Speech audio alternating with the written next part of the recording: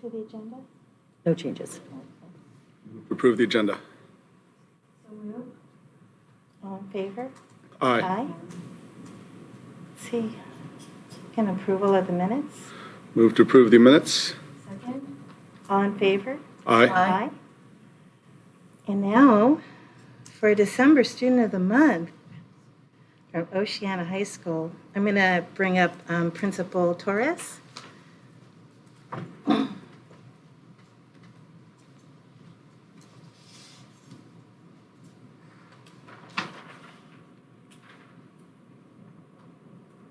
Good evening. Oceana proudly presents Hazel Young as JUHSD Student of the Month for December.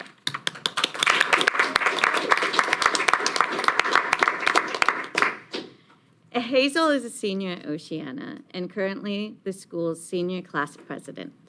In addition to her leadership role at Oceana, Hazel is also president of our Future Medical Professionals Club and co-vice president of the Red Cross Club. She participates in other activities such as the Ocean Conservation Club, Advisory Council, tennis, and music. Hazel's active participation in her extracurricular activities never interferes with her grades. She's excelled in every academic course she's taken at Oceana. Hazel's ASB advisor, Mr. Corp, shared about her contributions to Oceana.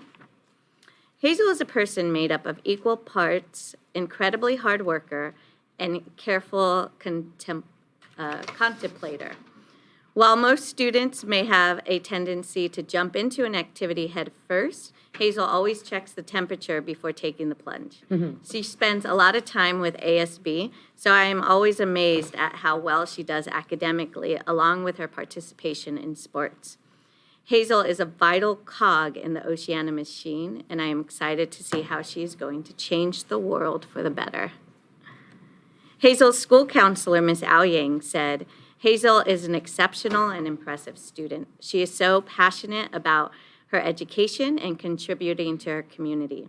One of her biggest passions is music. She is a guitarist and vocalist for 2 different bands and really enjoys songwriting as an escape from reality. She plans to minor in music in addition to pursuing pre-med. She is also diligent, insightful, driven, and kind-hearted. Hazel's Spanish teacher and senior exhibition mentor, Ms. Anderson, shares, it has been fun to watch Hazel bring the same positive attitude and endless appetite for learning to this project that she has shown in the language classroom. Throughout the project, Hazel has given equal attention to trying to understand the nuances and exploring different policies and funding patterns that can impact on how care is delivered on her topic of variability in C-section rates across different practices and different states. On behalf of Oceana High School and JUHSD, we congratulate Hazel on being selected District's December Student of the Month. Way to go.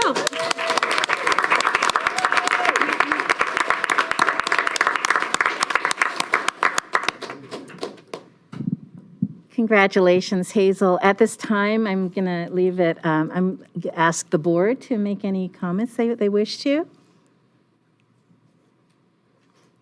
Congratulations.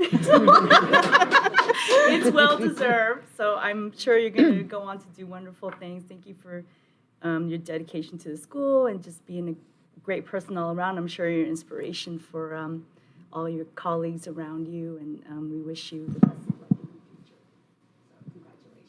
So congratulations. Yes, to echo that, congratulations, obviously, and it's good to hear all the things you're doing, and I'm sure that you're going to be doing, especially getting through a pandemic and getting back to school. Your interest in medicine, obviously, and your experience with your generation is going to be inspiring to a lot of your peers right now, I'm sure, and even beyond. So the only ask that we make sometimes is don't be shy. Feel free to come back and visit us, and you know, when you go on to, you know, all those parts of your career that hopefully you reflect on and think about the things that you can bring back to this community as well. Because I know it's not always easy. There's a need for help everywhere, but it is an honor to have you, here today and, of course, moving forward. My apologies for being late. We had a little emergency with our cat. But I read through everyone's the material that they give us for all the students. And the thing that I'm constantly impressed by is how much you all are able to accomplish, regardless of what's surrounding you. So the past couple of years, even coming into this year, have been extremely challenging for me as an adult, so I can't imagine what it's been like for you. And through all of that, you were still able to push through and accomplish so much. So I'm extremely proud of you, having just read about you. I'm grateful to your support system, your family that you brought here, and I'm extremely excited to see what you can do moving forward in the future. If through this adversity, if this is what you're able to accomplish, the sky's the limit. So congratulations. Well, congratulations. Really an honor that's well-deserved. And I just have a couple of quick questions for you, actually. One, what kind of music are you writing and what kind of bands are you in? Because I'm just really impressed with the fact that you're in 2 bands. So what kind of music are you playing and writing? Currently, I'm writing more reggae and pop. Wow. And I do bands, we have a mixture of stuff. So we do indie rock, and we also do pop and R&B.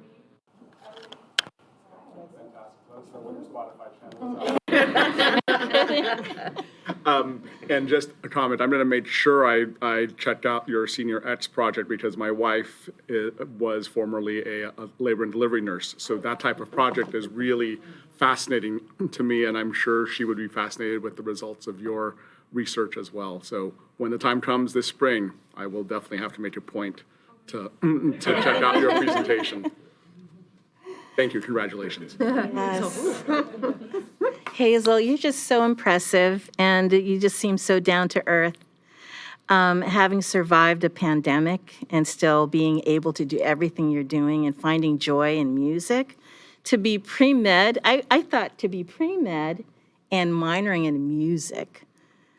You're such a well-rounded person, and I have to commend your family for supporting you and being there for you.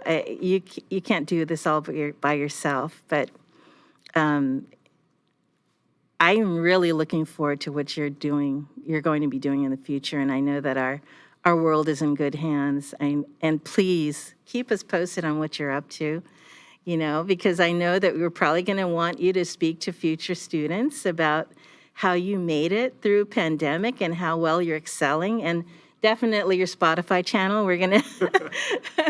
I'm sure we're gonna hear so many great things from you, and just congratulations. And you make us proud to be, you represent our district so very well. Thank you.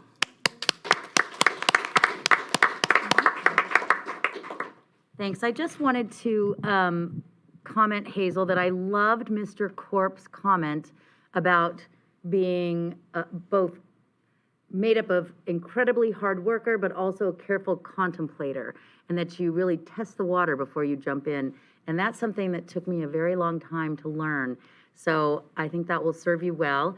That was one of my favorite comments. And just very, very proud to have you representing Oceana and our district. And congratulations. Mm-hmm. So let's have a picture with you and your family. This is what we traditionally do.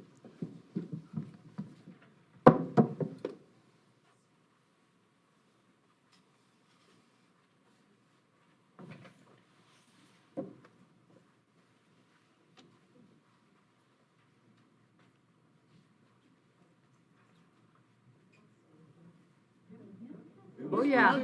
Squeeze you all in there. It takes a family. Go ahead, get in there. Absolutely.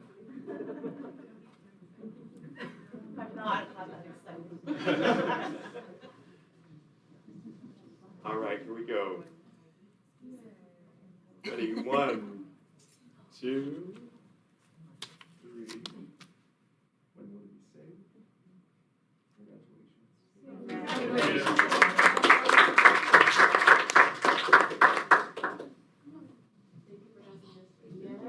So I'm going to follow you guys out to the hall. We're going to take a few more photos.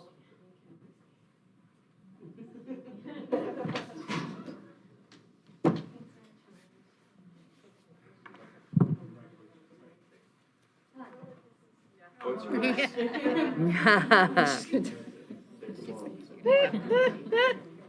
Thank on the you fridge. so much. Thank you, Hazel. Thank you. Bye-bye.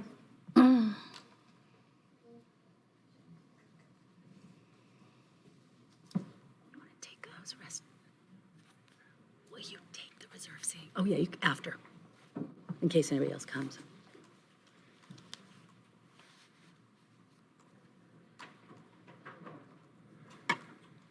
Okay. And now, we're going to be honoring two of our board members who are now retiring from the board. Nick Ochapenti, who has been serving for the last 8 years, and Carla N. Garrett, who has served for the last 4 years. Do we have any public comments? I have one so far. I think maybe another card is being Okay. filled out. If anybody wants to If- comment on this item, just fill out a card. Do you want to call names now?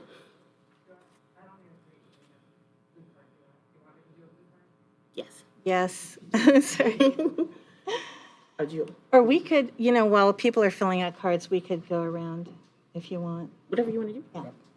Okay, so would you like to make any? You're kicking me first? Or we could, I'm not ready. Yeah, no, it's fine. Or Carla can speak. No, it's fine. Nick. Yeah, no. So, serving on a board is really hard because we don't pick who we serve with. The community does, and we have to rise above and work together. And that could be challenging with the amount of time that we are able to spend together. Most of the time that we spend together is in front of an audience. So trying to learn how to communicate and talk to each other and get work done while people watch you. Like, I have a hard time typing sometimes when somebody's watching me, let alone trying to think cognitively and not feel or cave into pressure in order to do the things that are right and do it in a way that is united, where we don't always have to agree, but we're constantly putting out the message that we're serving people in the district. So it is not easy work to be a school board member and support a staff, and a lot of the decisions that are made may not be something that we agree with, but having to always continue and support is very challenging. And so I commend both of you for stepping up to do the work. With Nick, we have been through two superintendent, the whole process of picking a superintendent, and we did one superintendent search and interview and actually picking a superintendent in one weekend. And so we spent the entire weekend together as a board, committed to the work. And so those are the moments that I look back on, that having to, when times got tough, pull together and do what we had to do in order to support the district. So I'm grateful for the work that you did in order so that we could have leadership. I'm grateful for your constant voice in ensuring that we move forward with ethnic studies, and we wouldn't have gotten as far if you hadn't spoken out on it. And while we didn't agree all the time, that's okay, because I lean into the work that we did together in order to get us here. And then Carla, I'm gonna try to not get emotional. You always. Oh, please do not. Get I know, I'm emotional. trying, Carla. I'm trying. I said I was going to try.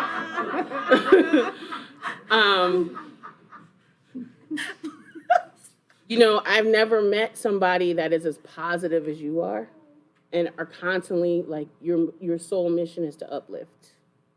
Like, and I don't know anybody that just gives and has that type of spirit like that, and never expects anything in return. Never. And it's, you underappreciate that about yourself, and how much support you gave to the rest of us. Like, I wouldn't have been able to get through a lot of things if I hadn't had you to fall back on. And always knowing, like, you know, when things got tough, getting a call or text from you saying, you know, you're doing great work, keep pushing forward. I support you. I appreciate you. It just means so much. And, you know, I'm going to miss that. I'm going to really miss that. So you know, your heart and what you give was apparent, and it was so needed when we were going through everything with the pandemic, to just have someone who just was there to show comfort and understanding and empathy. That was really what we needed at that time. And so thank you so much for all of the work and care that you gave, the constant work to uplift Thornton, and to make sure that those voices that are usually unheard and marginalized were brought up to where they should be, and a reminder to all of us to keep that school as a school, what it is. So I appreciate everything that both of you did, and, you know, thank you. I'll still be texting you, don't Thank worry. you. Thank you. Don't stop. Nick, I appreciate, you know, I think, in thinking back, actually, very specifically, you know, one of the things that I was coming on the board, one of the things that I was weakest on, frankly, was special ed. And actually, there were a lot of things that you would say in these meetings, and even that you probably even said to me one-on-one in various conversations through the years, where you would say something, you'd teach me about something about special ed, and I'd research it further, and it just helped enhance what I learned, and I really appreciate that, what you were able to teach me through the years on that.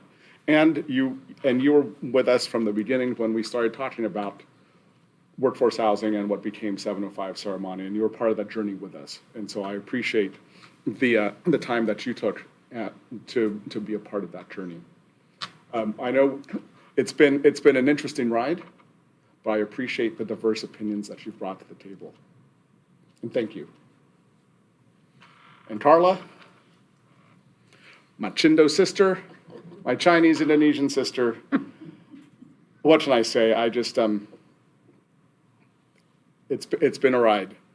And I never expected that when you came on in 2018, that you would become an important part of my life on a personal level. And so I really, really appreciate the times that we've spent, especially when we were traveling to the conferences in San Diego, or even when we were in San Francisco. I mean, there were just things that sometimes that you and I could spend one-on-one, and that I just simply appreciate. And as Kalima said, the infectious joy that you've brought to all the proceedings and to the different things we've been a part of, I will miss.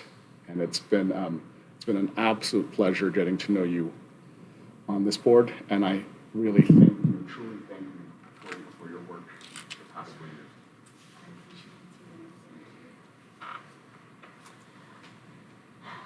Nick, you know, we grew up in this district, you know, and I've always appreciated that you, having been a graduate of this district, that you always had the students' best interests in mind.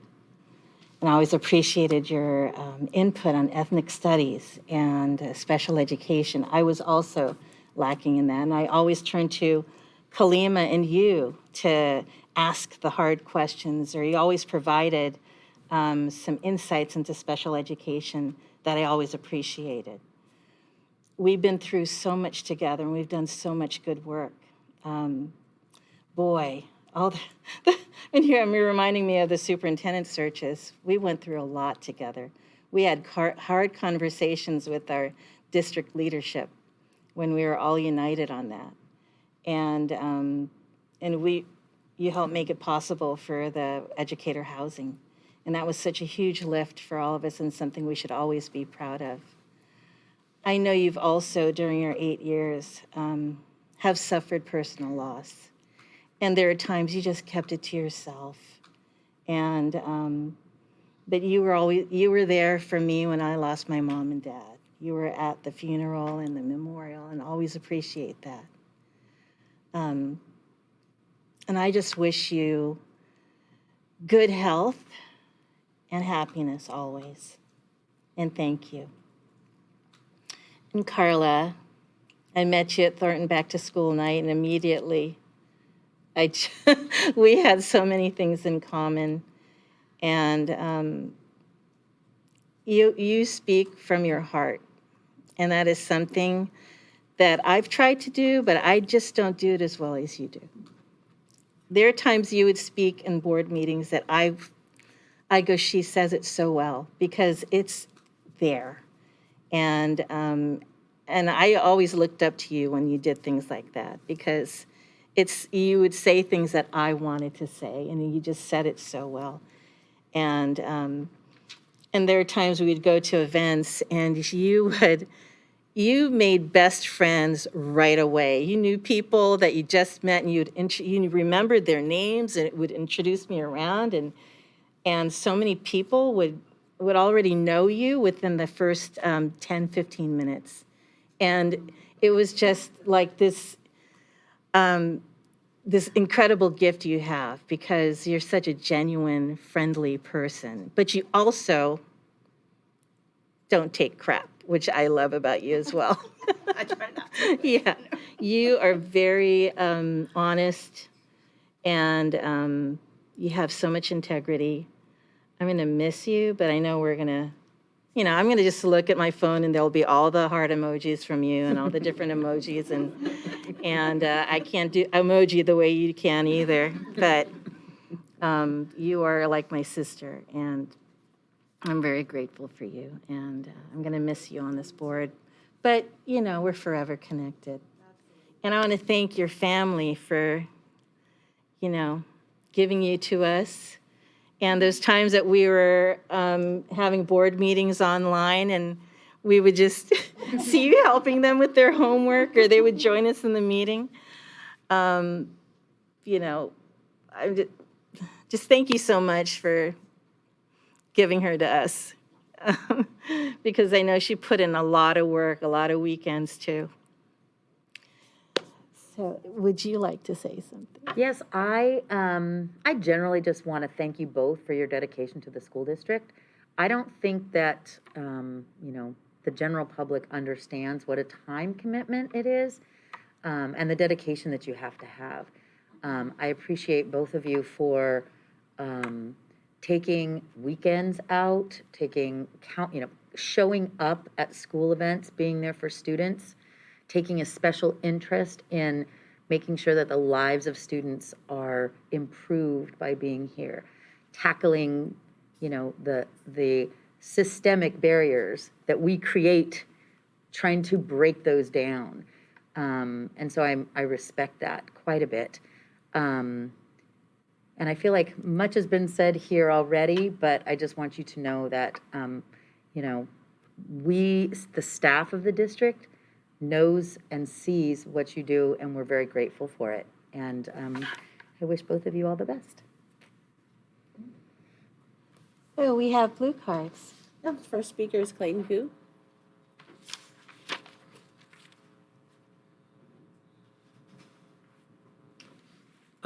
Good evening, and just say nice to see you all again. I just want to congratulate Trustee Ochapinti and Trustee Garrett for their service to the school district. Also being an outgoing trustee as well too. I understand how much time, commitment it takes for you to do the job, passion, dedication to the school district and the community. So just want to say thank you for all of your service there.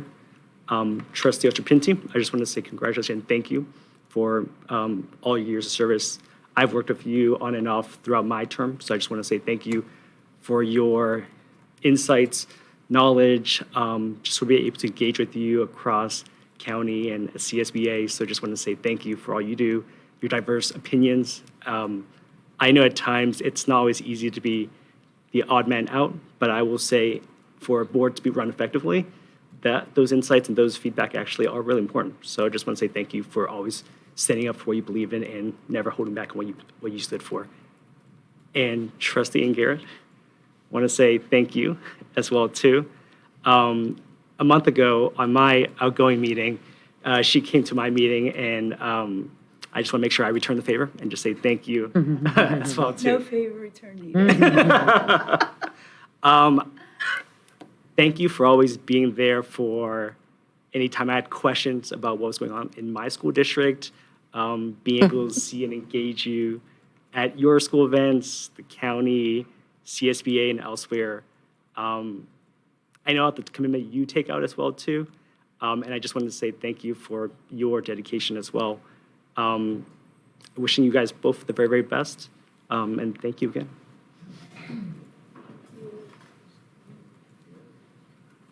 I'm assuming it's this agenda item, Maurice? Yeah, Maurice Goodman. Good evening, everyone. I didn't know what I was going to say, but I know I had to say something. But I think you touched on it about that you can't choose who you serve with, and that's a lot similar to a family. I know each and every one of you in different ways, met you at different times in your lives, and there has definitely been some joys, some pains, and some sorrow, but it was always shared. And what I remember and recognize is the sense of family between each and every one of you, of the memories that I've shared that you all have for each other and the respect. And I think you touched on it a little bit about the loss. A few of you had losses, and what I can recall is that you all rallied around each other because you care about each other. So that's what I see. But what I want to say to the two outgoing trustees is congratulations. And this work is sometimes thankless. You sacrifice hours and time. Sometimes you're frustrated. Sometimes you're happy. You're all a broad range of emotions. But what I remember and what I know of both of you is that you've always been committed to keeping the focus on our students. From equity to addressing housing for our faculty and our staff, you've always focused on our students. And as long as you do that, it doesn't matter about the sense of dysfunction, because it's all needed. It's all needed to make sure that this unperfectly run machine is run in a way that keeps the focus on our students, our faculty, our staff, and ensuring that you're good stewards. More than anything, it's about stewardship. And that's what I see in each and every one of you, but in particular you two that have truly have earned the ability to be able to look back and say, we left this district better off than it was when you got here. So for that, I say thank you and enjoy your retirement, and hopefully, you're going to be doing some things in the future in your own lives. So thank you. I forgot to say, Millbury Councilmember-elect Maurice Goodman. Not till next week. It's okay, we can say it now. I said Councilmember-elect. Yeah. Yes, Jefferson student. So we have Jefferson Elementary trustee Shakil Ali.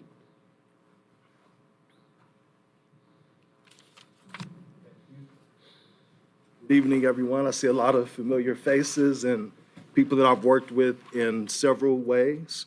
But I'm here tonight to honor our two outgoing trustees. Ms. Garrett, we didn't get a chance to become chummy or anything. It's okay, I met you last month finally. It's okay, it's okay. But my respect is there, regardless. Being able to hear even from Nick, the work that you've done and your demeanor, your professionalism. Thank you for your service. And Nick, there's so much I could say. I only have 2.5 minutes. But a lot of people don't know that Nick is the reason why I actually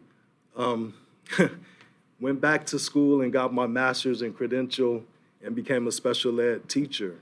A lot of principals and superintendents were asking me to do that and encouraging me. And I said no, because I like being free and being an entrepreneur and whatever. So, but Nick was relentless. He kept saying, no, we need you. And he wanted me to go to the school where he was working. And it ended up that I'm there now teaching full time, tenured and everything. And still in the community, on the front lines, paid and unpaid work.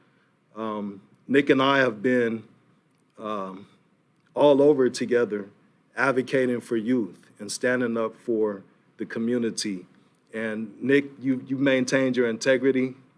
You never let anything get you all the way down. And I'm just so happy that I was able to encourage you and you were able to encourage me, and look at all the work that we've done. And so I don't see this as a retirement for you. I already know the amount of energy you have and your ambition to see progress in our community. So I'm looking forward to continuing the work with you in education and youth development, housing, peace building, ethnic studies. I mean, I could just go slash. I don't even see whatever the dysfunction that was mentioned tonight. I just see struggle. Without struggle, there's no progress. And Nick is a true progressive. So we've been blessed to have you as a Daly City head, a Daly City public servant, and just all around champion for our community. Thank you so much. And thanks for everyone for all your service as well. Thank you. Next up, we have Monica Casey.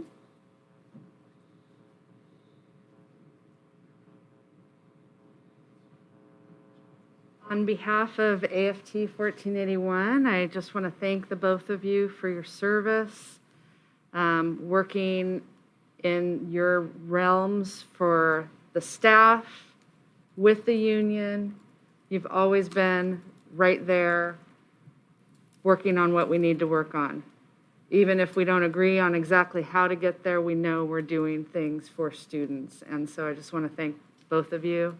Nick, we've worked together a long time, starting at Thornton with me, having you in my classes, working with the students. And so seeing you in that realm and then seeing you here is just really a pleasure to see you growing.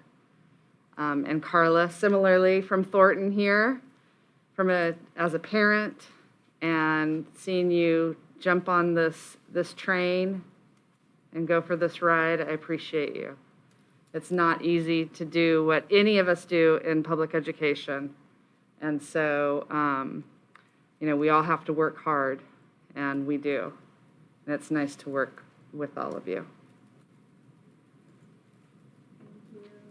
Thank you. And the last card I have is Melissa Ambrose.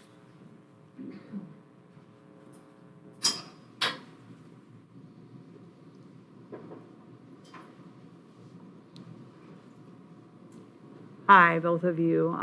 Just as the district wellness coordinator, I want to really extend my deepest gratitude that both of you are constantly looking out for the most vulnerable students, the most vulnerable families, always supporting mental health, always supporting wellness, always thinking about equity, always trying to do like little tiny chinks that, we're all like trying to make little chinks in the wall of inequity to bring it down. And it's perfectly imperfect, but as the wellness coordinator, regardless of what the situation was, I've always known that in your hearts, taking care of the whole community was paramount. And I think our students have really greatly benefited from a district with a board that has heart, from a district with a board that's not a board but because people actually care about young people and understand their power and their worth and their value when the rest of the world often tells them that they are invisible completely. So I just really want to express my gratitude, and I'm sure the gratitude of the entire wellness staff, for seeing that young people are more than grades, that young people are more than the colleges they do or they don't go to, and that young people, the deep humanity that young people need to have nurtured and honored. Appreciate both of you. Thank you. So we have certificates from us and also from Jackie Spear, as well as our local legislators. So if you'd like to come to the center and we'll. Oh, no, I don't want them to talk. Okay, no, go right ahead. We'll start with Mr. Ochapinti. You write stuff out for nothing. Okay, thank you. No worries. Mr. Ochapinti, Nick. First, thank you all for the kind words and sentiments and memories. Obviously, there are no goodbyes. This is our community, sitting here, watching online, now or later. And it's an honor to be honored. It's an honor to serve the people in my city, in my school district, here in Daly City, Brisbane, Broadmoor, Colma, Pacifica, and of course, the San Francisco Bay Area, as an educator and as a former student in this district, and then a volunteer, intern, and a teacher, a substitute teacher here, and ultimately to serve as a public official in my community. That's an honor. It's an honor to serve. And so for me, I could say a lot tonight. I could thank everybody. It's a long list. Many of you here today, I do appreciate deeply. And obviously, everybody here, I think when we talk about teamwork, teamwork makes the dream work. Sometimes the dream isn't what you thought it was, what you wanted it to be in the beginning, but you have to fight for it. And you cannot give up, and you cannot, I don't want to say compromise, but you cannot compromise your own integrity in the path of doing that. I think that this means something different to everybody, obviously. But I left high school here in this district, and I went to college, and right away, my commitment was to the truth, to understanding why I was learning something had to mean something, to reflect on that and to take action on that. It's not something that I think anybody doesn't know. We know when we see it on the street, in our city or in other cities. We know when we see it in the classroom or outside the classroom. We know when we see it at home or anywhere in the world. And when we watch the news, those things spoke to me in a way that I wanted to come back to my community, no matter what college I went to or what job I had, and to make sure I served, to make sure I made something count, so that my family could be supported and my community could be supported as an extension of that, and of course, to make a change in the world that we tell our students that we want them to believe in and be part of that change. And so genuinely, being part of that drove me to get involved in my campus community as a campus organizer, as a union organizer who is not part of a union, but worked minimum wage jobs in retail, in service, here in Serramonte, down the street.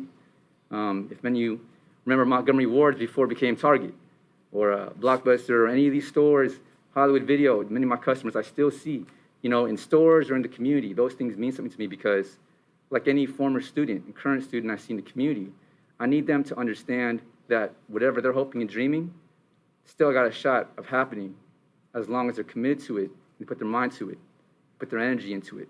And so, when I see the UC workers on strike right now and understand that this should be the same thing happening at the CSU and at any university level, in any aspect of in any sector of our economy and our society, to understand that layoffs at Amazon or at Twitter or any other business affect our entire community, especially here in the Bay Area. We should see these things happening as part of our own struggle. And so one of the first things I realized as a college student was those were also things that affected me. And so we fought to get a union at the UC when I was there. We fought to get affirmative action back at the UC and the CSU.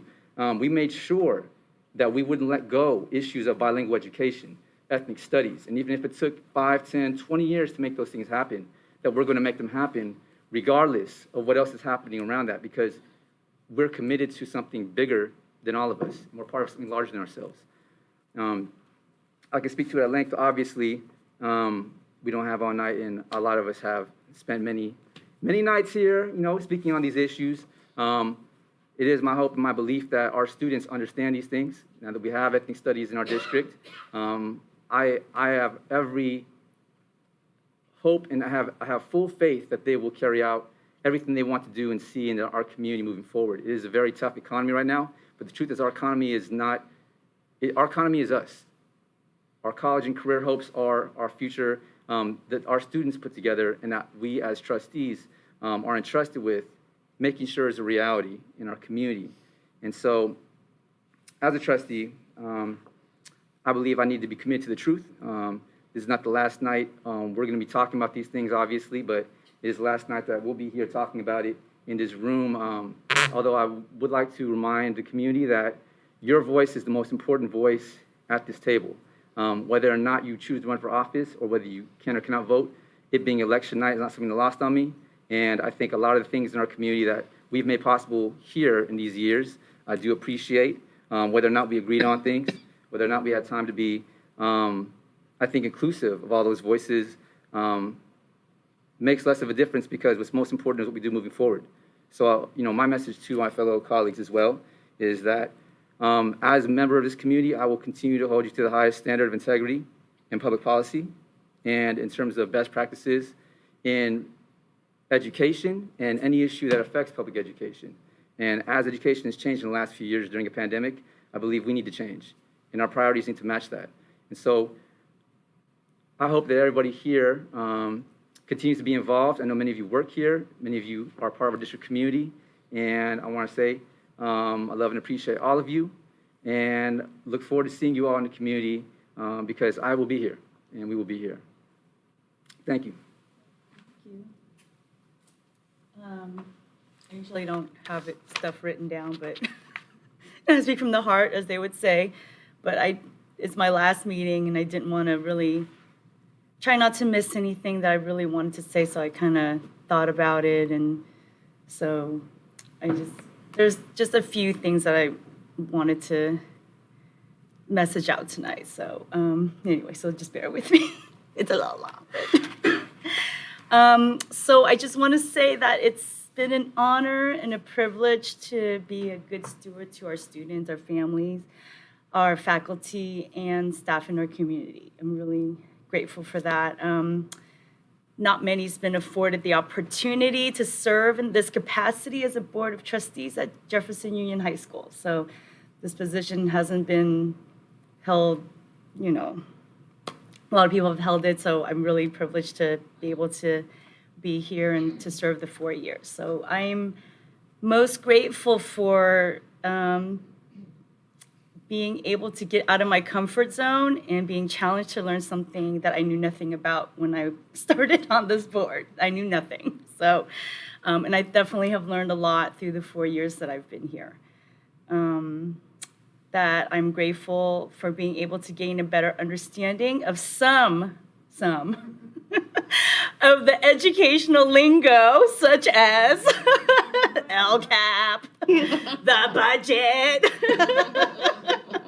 California School Dashboard. So I'm proud to say I know a few of those things now after 4 years.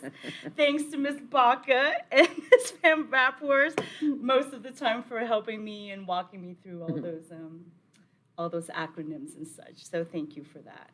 I'm also grateful for all the wonderful friendships that I've made for the last 4 years, which I will continue to cherish. We've truly weathered the storm here. So I thank each and every one of you in the room that's been here with me through every board meeting, just thick and thin. So, and I also want to mention a few things that I'm proud of being a board member. The completion of the educational housing for teachers and staff during my time here. I know was a big feat, and I'm proud to have been present through all of that, and that we're able to house all the teachers and staff so that they're able to stay and live here and be in the community. I think that's a really important thing, and that they stay a while. It's a good thing. We talk over and over again about how we don't have enough money to pay the teachers, and I hope that the housing would somewhat supplement the income that they so deserve while educating our students here in the community. So I am also proud of being able to have a voice in the implementation of ethnic studies and also grading for equity in our school district, which I think we really do truly need to change the mindset of how we're grading our students and, and what we're teaching in the classroom. So, also that I am proud of knowing that there is a constant, continual improvement on getting a better understanding of students' root causes through empathy and counseling instead of just treating the symptoms. So I'm really proud that we are continuing the work to do that in the school district. Thanks in part to Ms. Ambrose over there, as she has mentioned. That despite the pandemic, I am proud that our school district is continued to make strides to close the educational gap and get students to and through high school and hopefully onto college or whichever vocational career that they so choose. I'm really proud that I am able to make an impact for students to be able to do that here, especially in Thornton. I know Dr. Marenko has made great strides over there as well as all the rest of the other schools. I would like to thank my husband, Eric, Riley, and Bryce, my mom, for the continued support to be able to do this work in the last 4 years. I'm sure you've seen them all on Zoom once or twice through the last 4 years, especially through the pandemic, and especially seeing Bryce saying hi and me yelling at him and forget to mute. I also like to personally thank my board brother and sisters, Ms. Salahuddin, Mr. Lee, Ms. Tahada, for the camaraderie and the friendship, and I'm really grateful for all of you, which I will definitely cherish and continue to cherish, and we'll still talk, after tonight. So I would also like to thank Superintendent Presta, Exec Cabinet, Ms. Van Vaphorst, Ms. Basuino, Ms. Baca, Ms. Lujan, Mr. Warden over there, Mr. Meyer and Jordan, Chelsea. I'm going to miss all the Panera every night and Panda Express at every board meeting. I appreciate you all very much, all your tireless years of work and dedication, all the teachers and staff to educating our students and still continue to do so after my last meeting. So, this is an institution. It's not going anywhere. We as people will come and go, but hope that while we are here that we're able to make some sort of impact to improve the lives of students and families and our community. So I would also like to thank those who are here tonight who have supported me during my role as trustee, including but not limited to, and in no particular order, former trustee Koo, trustee Goodman, trustee Ali over there tonight. I didn't put you on, I didn't know you were showing up, so thank you for being here. You're an impromptu. Dr. Marenko, Ms. Talkoff, Mr. Lopez, Ms. Casey, all the Thornton teachers and staff here tonight, Ms. Ambrose. I hope that I didn't miss anybody. Ms. Torres. For being here tonight. I'd also like to thank Superintendent Vidales, former trustee Drapkin, Ms. Hawkins, Ms. Murphy, Dr. Deloria, and Ms. Bell, and a host of other colleagues and friends who are not here tonight, but supported me through my time here. So thank you all for that. I really do appreciate everything. And again, thanking everyone. It's definitely been a pleasure to serve my community, and I will definitely continue to do so in other capacities. So that's it, I think. That was long. Hey. But thank you all. I really appreciate you, and definitely have learned a lot, and truly has been a life-changing experience for me. So thank you. Well, thank you both.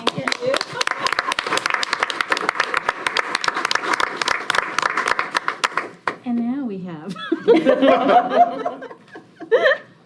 Can we have a picture taken in the center? And you want to can you go there?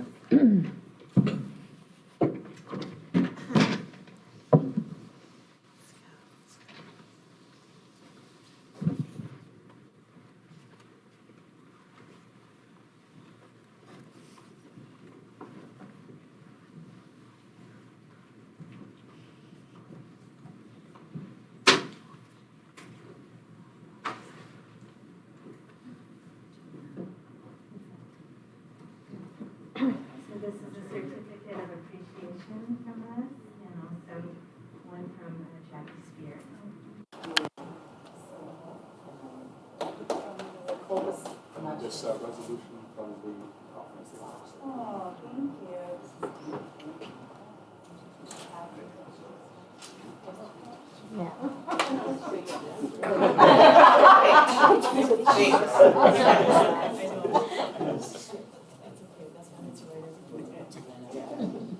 All right. Did I do it right? Is that okay? It's like the thing's like half the size of me. All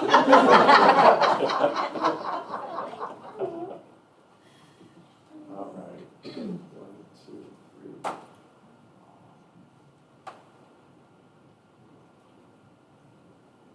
Thank you all so much. Thank you.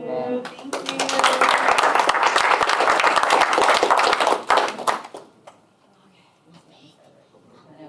Do we want to just adjourn from the? Yes, I'm going to. So now we're going to adjourn to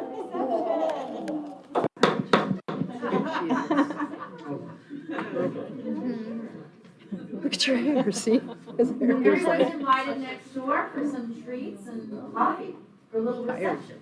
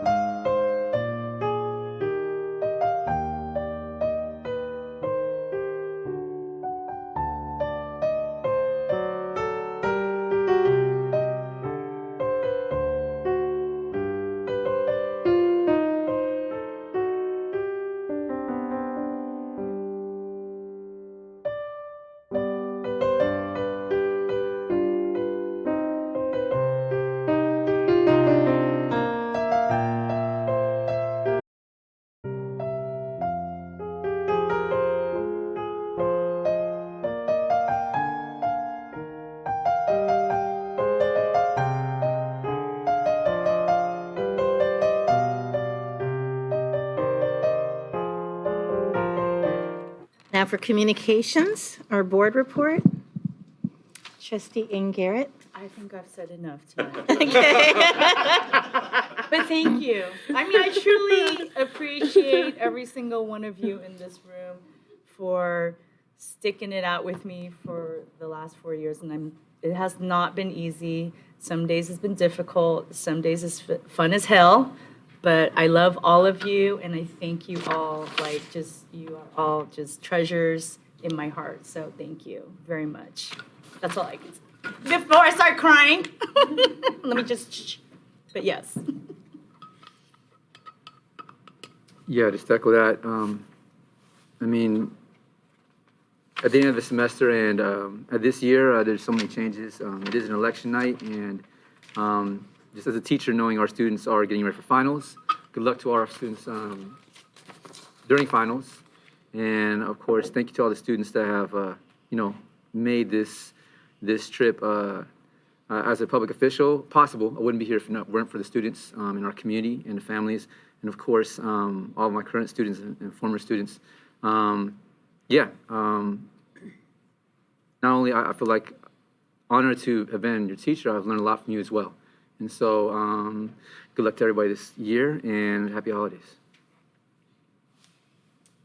So, on non-specific school board issues and elections, I was very proud to see my good friend Noelia Corzo be elected as the first Latina to the San Mateo County Board of Supervisors. So I'm excited that people understood that it's enough. It's not enough to just say you want representation. Like, you need to see it. And so for all of the young people who are now seeing, someone who comes from their community, who was raised in their community, who looks like them, in that seat, who also was a dedicated school board member, and I think there's a devaluing of the roles that school board members play, especially when they're running against somebody who's on the city council. And our office needs to be respected. We do a very, the work that we do versus the work that city council members do, there shouldn't be compared. We are all uplifting and holding up our communities. And so I'm glad that people saw through that and elected her to that seat. Yesterday, I was at our student advisory council meeting. I always love going to student advisory council. I did let them know that to come to the next meetings to be sworn in. So they're really excited about that. They're going to be sworn in January. Okay, I will tell them to January to be sworn in. I think it's finals. They were fine coming in. Okay. Yeah. Cool. So if we could do it, if it's fine, because they're fine coming in. We had that discussion. And the last thing is CSBA.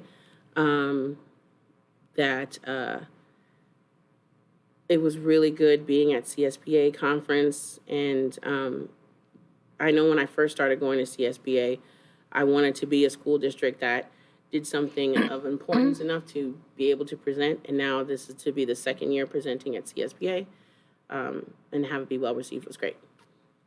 Thank you. Yeah, the conference was fantastic. Learned a lot. A couple of good sessions that I attended one on equity, I think with couple of my fellow board members. And then I attended one on sustainability on Saturday morning, which is really good, how one school district is addressing sustainability issues with their facilities. So in their attempt to attain net zero by 2045. So it was just good to just hear what type of steps they're taking incrementally to gradually get there. And then, yes, and to echo what you were saying, Ms. Alavina, with regards to being able to present about our 705 ceremony and to be able to speak to so many districts that were just interested in doing the exact same thing and to be able to hear where they are in their process. All good stuff. So thank you. So I was honored at the PCT Honors event, and it was really well done production, and it was I got to see the studio, and I had my sister-in-law with me, which was really it was really nice because she's lived in Pacifica for the last 50 years, and she never knew this side ever existed, and she just thought it was so nice, and it was humbling, but to be honored along with our Mike O'Neill, with our district, and our teacher Alyssa Jenkins was especially special to me. And I did also enjoy the CSBA conference. Just walking around, whenever I'd meet people and they'd see I was from Jefferson Union, they immediately said, "Oh, you're doing the housing." So I felt like a celebrity. But we're doing good, but it was affirming that we're doing good work, and I learned a lot at a lot of the workshops as well. And Ms. Presta? Okay, thank you. I don't have a lot to report today, except to say that CSBA was great. The sessions were great. I, too, was really proud to be recognized as a member of JUHSD. really, the thing other than, and it was great bonding, it's really a great opportunity for board members, for us to, for the whole team to get to know each other better, and also to get to know other districts, you know, board members from other districts and superintendents from other districts. So that was really nice. But what I really want to focus on is the fact that I was able to be off-site from, you know, Tuesday on this last week with the full faith and confidence in my team. So our district, you know, was run very smoothly in my absence, and so I want to thank them publicly because I always know that that will be the case. Other than that, yeah, I think that's it, actually. Thank you. And now for the AFT Local 1481 report, Ms. Casey.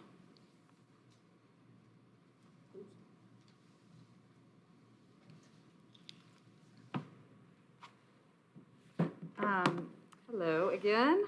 So as the AFT 1481 president, I participate in a lot of CFT, which is the California Union of Educators and Classified Employees. So I meet with a lot of the presidents and other members up and down the state.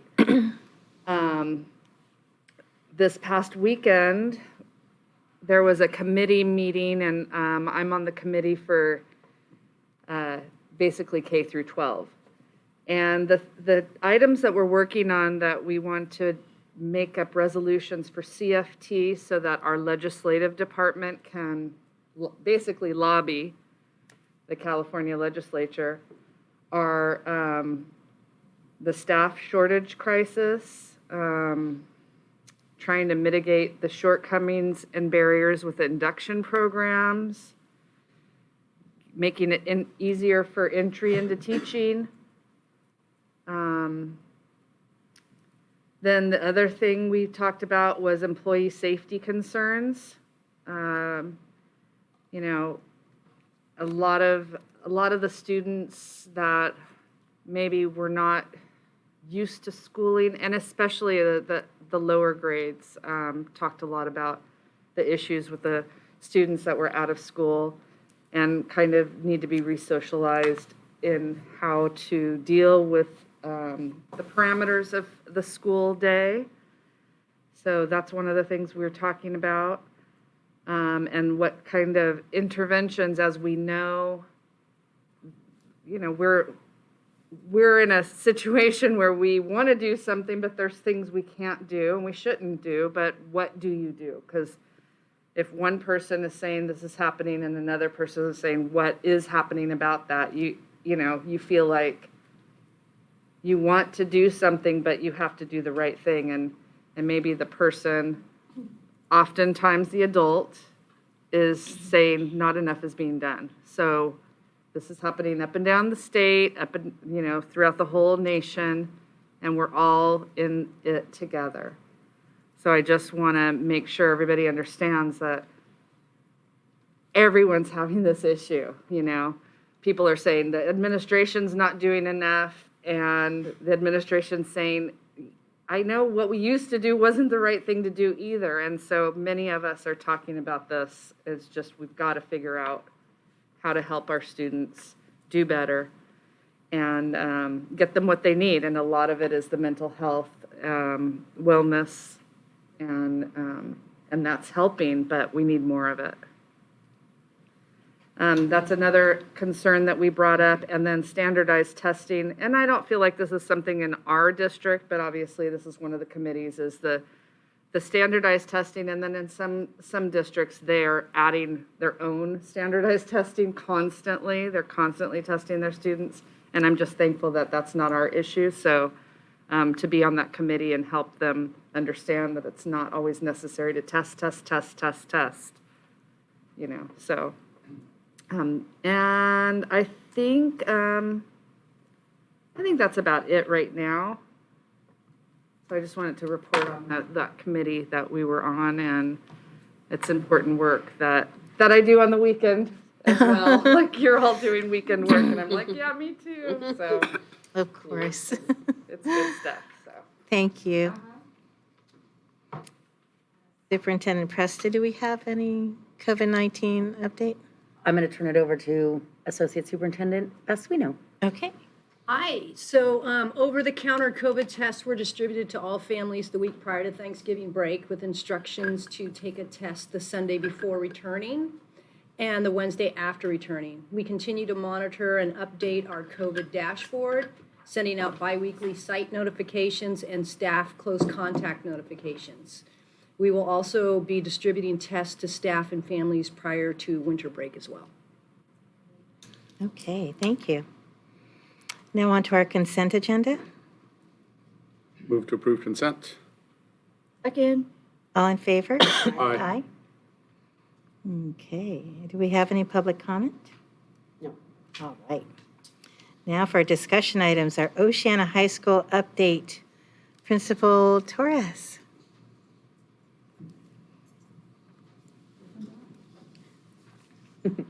Can't get rid of me. Good evening, President Tejada and members of the board. Thank you for having me tonight. I'm assuming that I can do that. Okay, great. So this is Oceana's current mission statement. I'm not going to read it because our leadership body actually evaluated this mission and decided that it's not really reflective of our school and doesn't embody everything that we do. So we're actually in the process of updating our mission and developing a vision statement. We're hoping to have that together by early next spring. So that's to come. These are our school-wide outcomes that we truly value. These outcomes are what we are hoping our students will achieve by the time they graduate.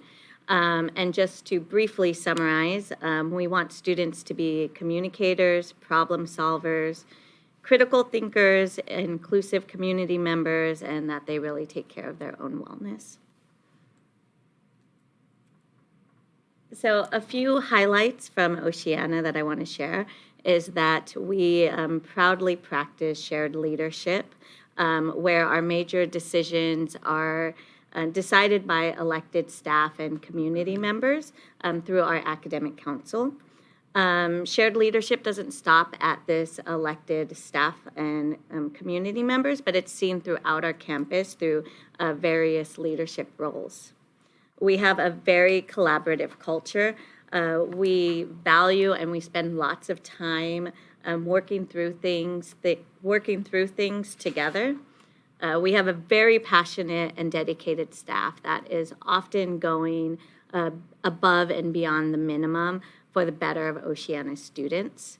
This year, we have successfully implemented flex time into our schedule.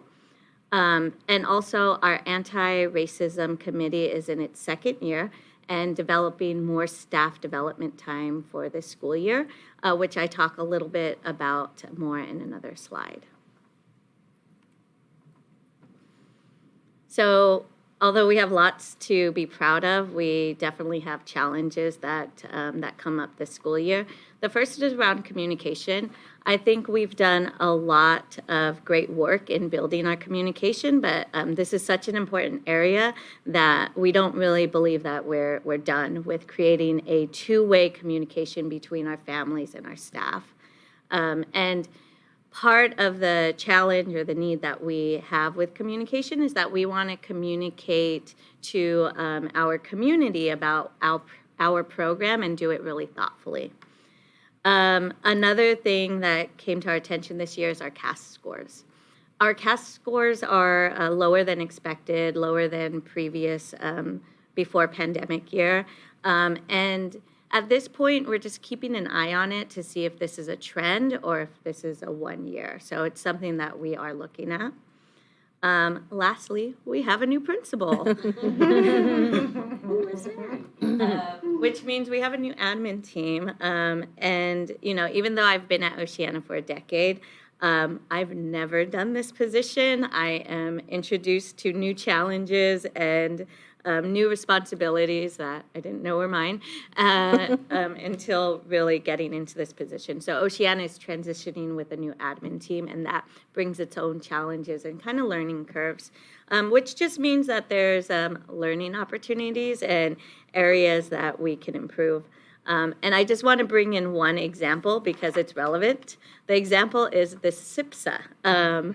So I only made a few changes for this school year, and I didn't make many changes from last school year. I didn't think it was best to have too many changes being a first-year principal because I didn't fully understand kind of the best practice to implement the SIPSA. Since starting this position, I think I've learned so much already, and I have all these ideas of how I want to implement the SIPSA, but it's not reflected in this document at all. And that's just because I didn't have that knowledge or understanding when I took this position in July. So these are our 6 goals on the SIPSA. We want to improve students satisfying A through G requirements, decrease the number of no marks, Ds, and Fs, improve and enhance anti-racism teaching and learning, increase access to general education classes for students with IEPs, increase support for student and staff well-being, and increase communication with all stakeholders.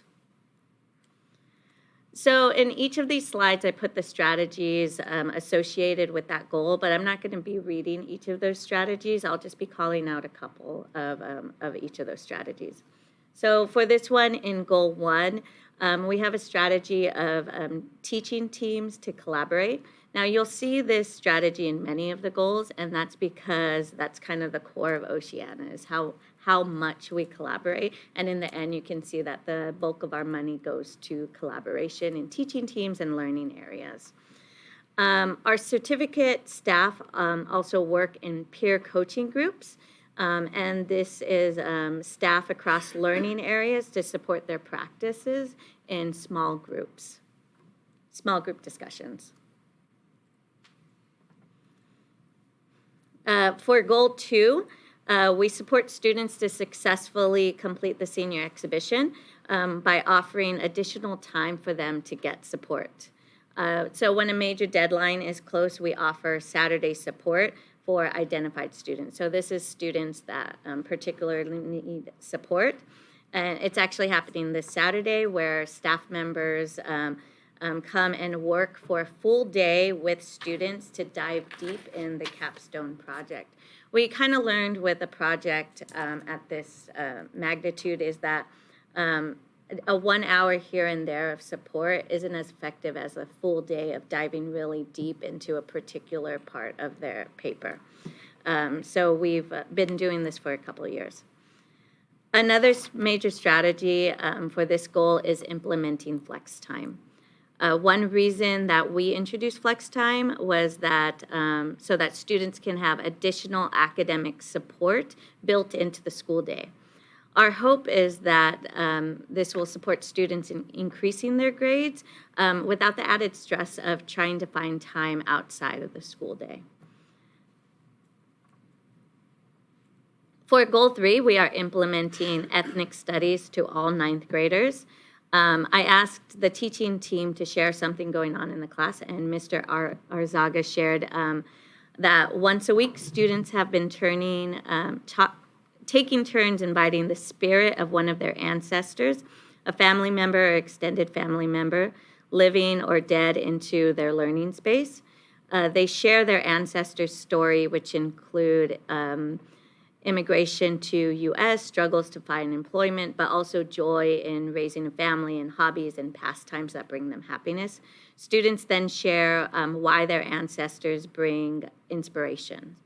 It's a way for students to be seekers, keepers, and tellers of our families and communities' stories. So it's exciting to see the work of ethnic studies that has happened, and to actually see it on campus at Oceana is pretty special. So in addition, we have our anti-racism committee is in year 2. Our goal for this year is to support staff to recognize our biases, practice with tools responding to incidents of racism and interrogate and shift systems to be anti-racist. The committee is organizing 4 staff development days or staff meetings this school year, 2 in the fall, 2 in the spring, and we're organizing a book club. So far, we've completed 2 of those staff meetings. At the last meeting, each certificated staff created a focus question to interrogate this school year. For Goal 4, we've scheduled SII math pods in the same room as tutorial classes. The idea of this is that students would have a greater ability to take general education classes when their math pod isn't strict to one period, that they can get into across the school day, which means access to other general education classes. For Goal 5, we are updating our staff lounge with new furniture, which is long overdue. We will be installing lockers in our gender-neutral bathrooms. We have 2 gender-neutral bathrooms that are just outside the gym, right by our gym locker.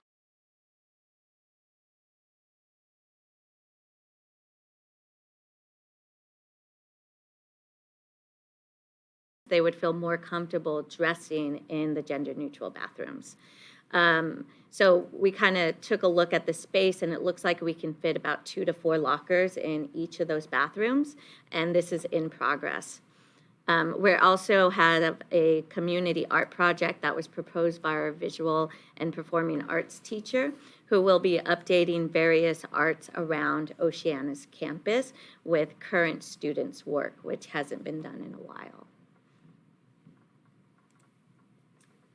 And for Goal 6, we are working with the district office to help us get a new and working marquee, and that's to better communicate major events and information. It might take a little longer than I expected, but hopefully that's to come next school year. In addition, we're working closer with our parent organization, OSPTO, to host community events on campus to really get people together.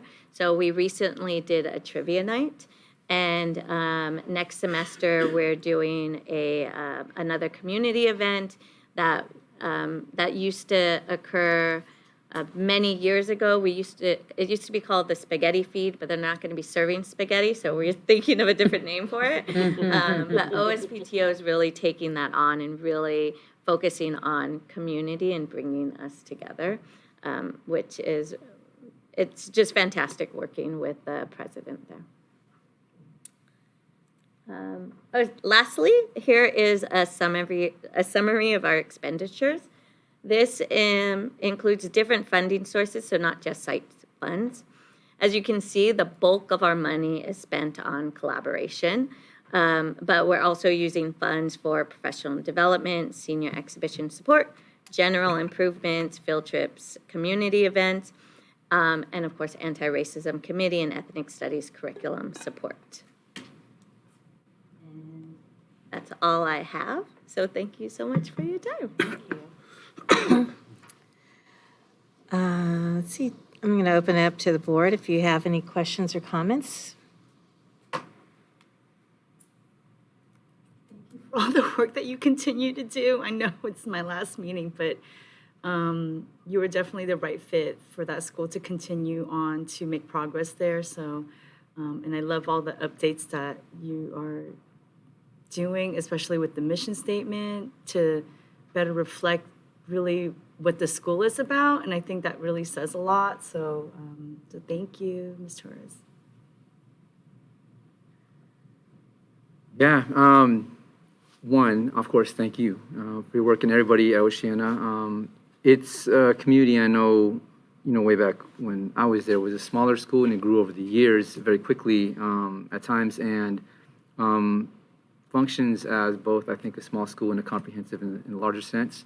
So it's amazing to see the range of different options that our district has, and of course with Oceana, building on some of the things that I think Oceana has kind of been some of the first to do in our district. And so, as a special education, a teacher in special education, working in general education classrooms, co-teaching to me is part and parcel of all our jobs. No matter what part of education you work in, our students all benefit from, I think, a holistic and a well-rounded education. And that includes, when we talk about diversity, equity, and inclusion, things like ethnic studies. And so this is one of the first presentations, and of course, SIPSA to really move forward with ethnic studies and what that looks like in our district will surely be shaped by our entire district community and certainly our students. But to have an update to see that some of the progress is already being seen and felt on campus, which I know Oceana has worked to include in as much a way as possible over the years, the course itself makes a big difference. And so, that and of course the update to the art in the campus, of course preserving the generations of art that we have there. We have a mural here from Ceremony Del Rey, somewhere in storage as well. There's, I think, a ton of things that each of our campuses should be sharing. So I guess my first question would be, what kind of collaboration are we seeing in terms of the work at Oceana with other schools in the district? And I know it's year 2 coming back in person, so there's a lot of things that we have to catch up on each campus, but what collaboration and conversations are happening right now, not just in terms of ethnic studies, but in terms of co-teaching, in terms of collaboration and professional development, and what conversations do you look forward to having as well that haven't happened yet? Yeah, I think I think what's great about our district is that we're all willing to work with one another, or happy to work with one another, because we can learn a lot from each other. And there's a lot of different learning areas that are actually meeting with other school sites to see how they can better align and better support their curriculum building at our site and vice versa. With co-teaching, the co-directors of special education are fantastic in giving us some professional development constantly throughout the school year. And I know some of our teachers, the co-teaching at Oceana, are going to participate in that professional development, and I believe other school sites are going to be joining. And I think that can support those conversations to continue happen across the schools. Nice. Thank you. Thank you for the presentation. I think it's smart to wait before you make huge changes, especially to the SIPSA. Learn the process and the jobs and build the relationships first. So, thank you. And I know that's also like being vulnerable enough to make that type of decision is, thank you for that as well. So, getting through the SIPSA, like I had to kind of do a refresher to me because I haven't seen the dashboard. Like all these things are now coming back into play, and a lot of it wasn't making sense. And I think it's because of the break. Like some of the data in here is a little contradictory to each other, and I think it's because the data is insufficient. So I don't know how heavily I'm going to weigh this moving forward. But the two things that stood out, and if you can answer it now, that's okay. If you need to get back to me, that's okay too, because of all the traveling and everything. I didn't have time to send questions in advance. But questions on the CTE, and that we didn't, on that benchmark of how many students completed their ADG and had a CTE requirement, it was all zeros.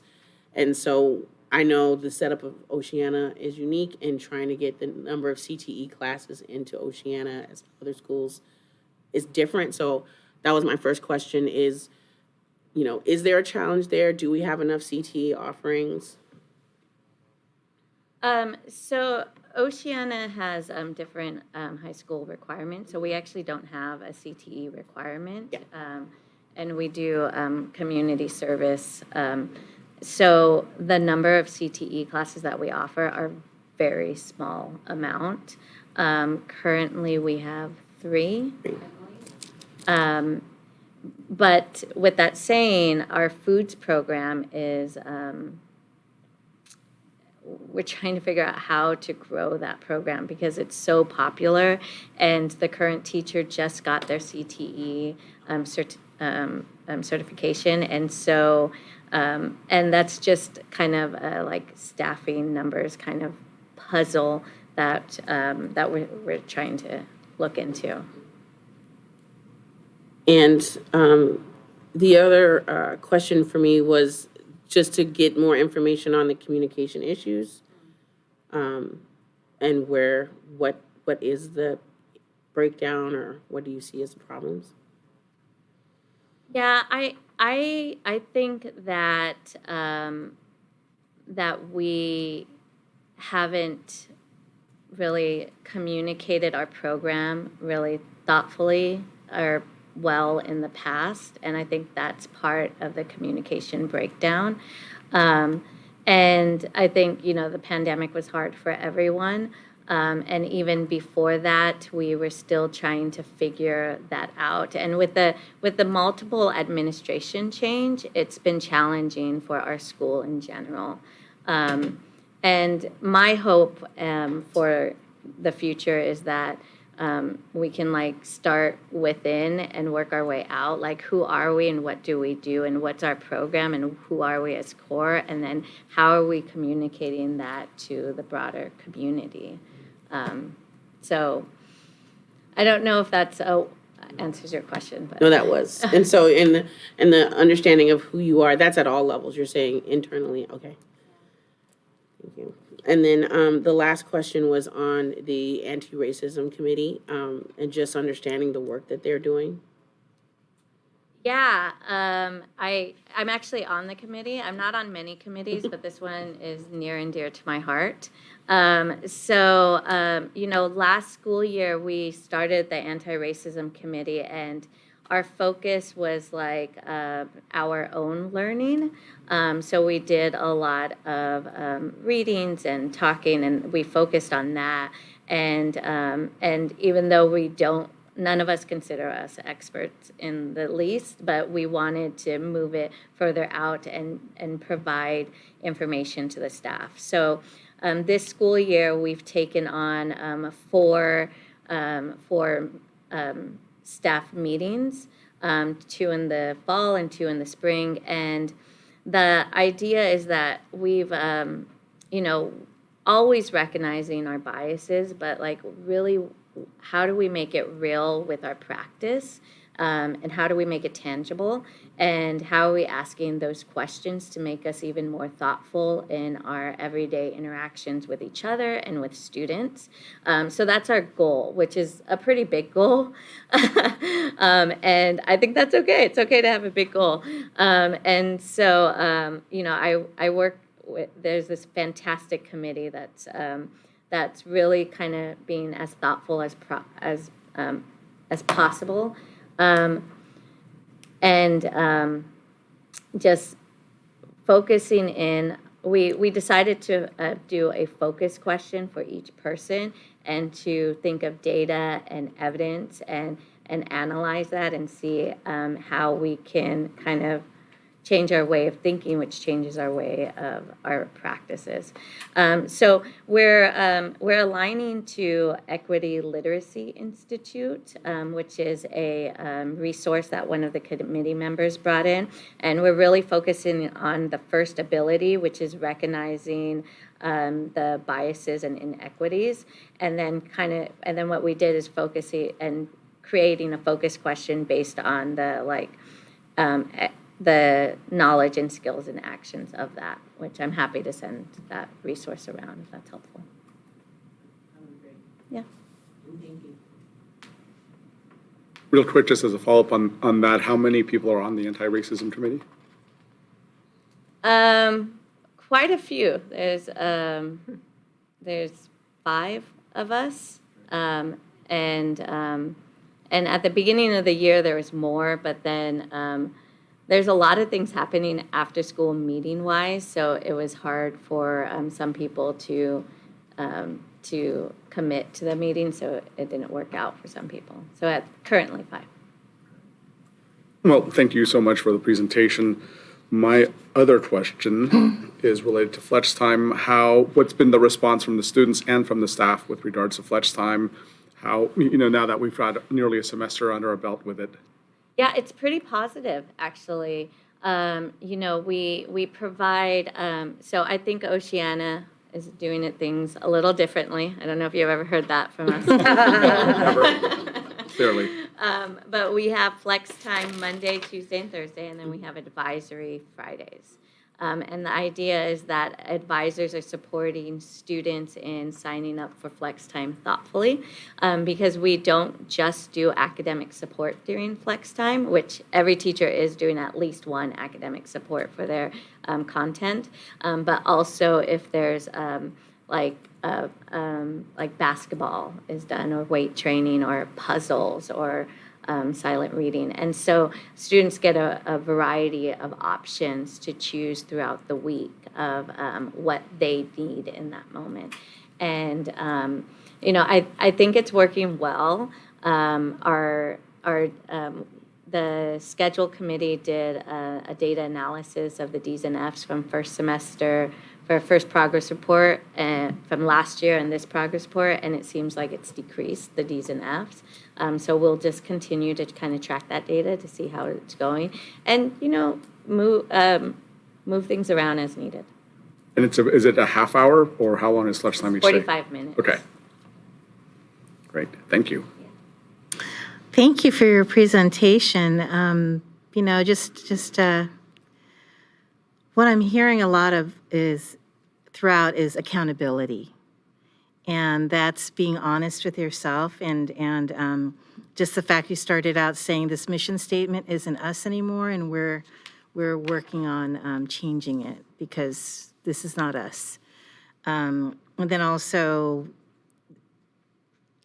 deciding not to change the SIPSA too much because you're learning. And that's being true to yourself, and that's going to help your school. And then I'm also hearing community building. I remember, I think, Kalima, you were heavily involved with the Oceana PTO at one point. Yes. Yeah, so it was such a robust group. And just going to the back-to-school night, they had the table. I know one of the parents already. She's already inviting me to things. And so I think that, they're trying to bring the community together. I think also that community art project, because is also doing the same thing. And I really commend Oceana for that, because whenever I go to Oceana, I see all the art. And I didn't realize it hasn't been updated. I just thought it was a living thing, and that it was always something, kids were constantly contributing to it. So I think this is like because with art, there's heart. So this is that ownership and just becoming more a bigger fixture in the school community. I think it's fantastic. But I'm really glad you're at Oceana still as their leader. And I look forward to visiting and going to senior exhibition. Yeah, we're looking forward to that. But thank you so much. Thank you. Ms. Presta, any comments? I didn't know I was going to have a chance to comment, so I didn't formulate any, but I wanted, No, I didn't want to. actually, I'm glad you gave me the opportunity. I want to say that you're doing a fabulous job, and I'm very proud of you. And we did talk about how she was approaching her SIPSA, and I'm just really glad that you chose to do it the way you did, because as the board members have said, I mean, you can do something just to kind of get it done. You can do it thoughtfully, and you're choosing to certainly comply with what needs to be complied with, and do what needs to be done, but to be thoughtful about it. And I really respect that. And I'm glad you're here. Thank you. Thank you again.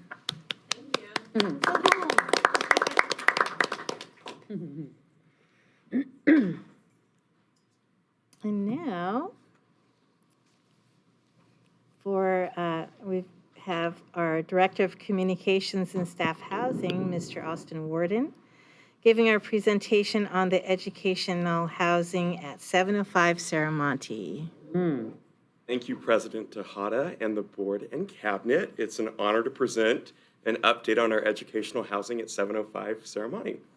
In this brief presentation, I'll review current occupancy updates. Oh, sorry, I didn't share the screen yet. Oh, that's okay. Sure.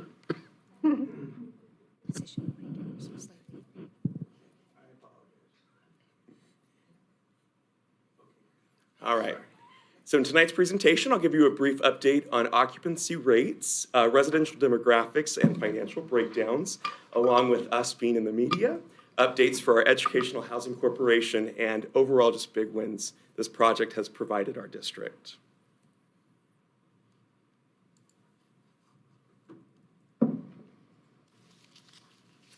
All right, a quick little timeline review. So 19 employees moved into 705 Serramonte the weekend of April 30th, May 1st. 300 people attended our district centennial celebration and official ribbon cutting of 705 on May 13th. 75 employees were living in 705 on the first day of school, August 9th. And 100 employees, as of today, currently live in 705, with 97 of those units being occupied. So as we know in our last presentation, at 705, we have 59 one-bedroom homes. 9 of those are the one-bedroom plus, which were quite popular. They were snatched up very fast during our lottery last March and April. So for our one-bedroom breakdown, and there's a picture of Miss Nicole Polo from Westmore High. We have 45 currently occupied one-bedroom units. We have 2 that are in process. That means we have employees that are ready to move in very soon, and that leaves us with 12 available. We have 56 two-bedroom homes. Currently 45 also occupied, 2 also going through process, with 8 still available. And that's Michaela Ott, a teacher at Jefferson High. And of course, we have our 3 7-bedroom, or 7-bedroom, our 3. We want to move in. We have our 7 3-bedroom homes. And all of those are currently occupied by staff. And there's a photo of Courtney Phil on move-in day. So I'm going to throw a lot of numbers your way. I actually had quite a bit of fun crunching these numbers for you because all of these numbers are highly impressive, but also represent, I think, what we were aiming towards at this point of the process. So roughly 20% of our overall district, we're currently at 530 staff members. So almost 20% of our district is living in 705.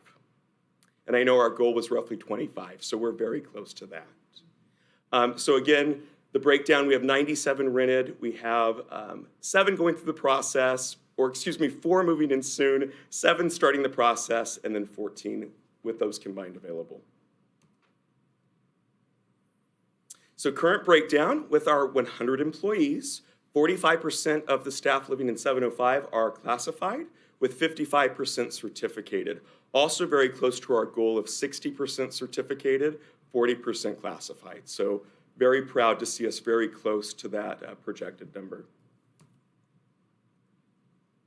There's a breakdown per site. I won't go through all these numbers, but as you can see, the lighter green is our certificated staff, the darker green is our classified, and the numbers kind of teeter throughout. But again, very exciting to see the representation from all of our sites here in the district.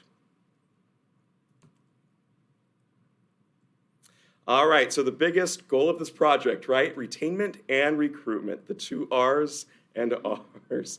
So as you can see from looking at this chart, based on our 100 employees, with our returning staff, we have 47 certificated members, and we have 30 classified. Brand new hires going into this school year, we currently have 15 certificated staff members, and we have 8 classified. Our goal was 5. So it's really neat that we very much surpassed that number. And also, too, as we know, we started this year with a full teaching staff. Current resident breakdown by household size. This was a fun one for me to crunch. We currently have 193 residents overall living in 705 Serramonte. So along with our 100 employees, we have their children, their partners, their spouses, their roommates, their friends, and it's just really to see that life being filled into the rooms and units and spaces of 705 truly is a wonderful experience. I won't go through all of these numbers, but you can see that breakdown there.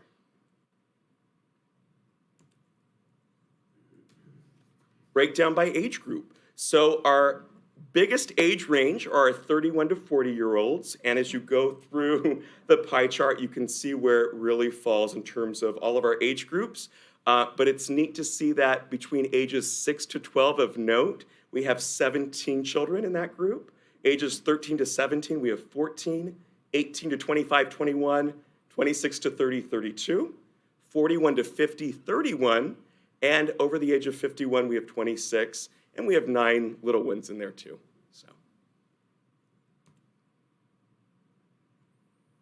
So our current resident breakdown by AMI, or area medium income, and this was based on their self-reporting as they did in their initial eligibility forms. You can see that the majority of our staff at 59% or 50, almost 60% is at or below the 70% of AMI. So we are really, again, we are providing this need for our staff living in the high expensive Bay Area. We are able to provide for them what they're desperately needing right now, and that's affordable housing. Is that total household? That is the total household. No, I'm sorry, I take that back. That is from the, it was a combined, yes, with total household. It's total household. That is correct, I'm But sorry. self-reported. Yeah, So, yeah. I had to go back to which form Yeah, we used, yeah, correct. but still, wow, okay. Correct. Yeah.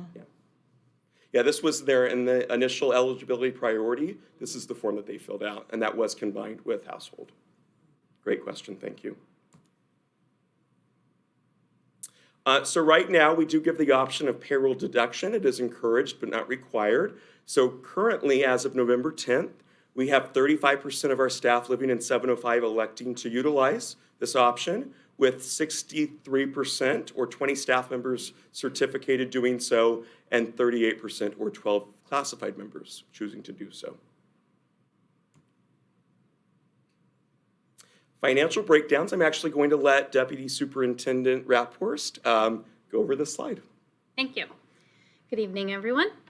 So financially, I want to assure the board that we are financially sound with this project. The operations, the long-term maintenance, the debt is all scheduled to be covered by the rents that are coming in.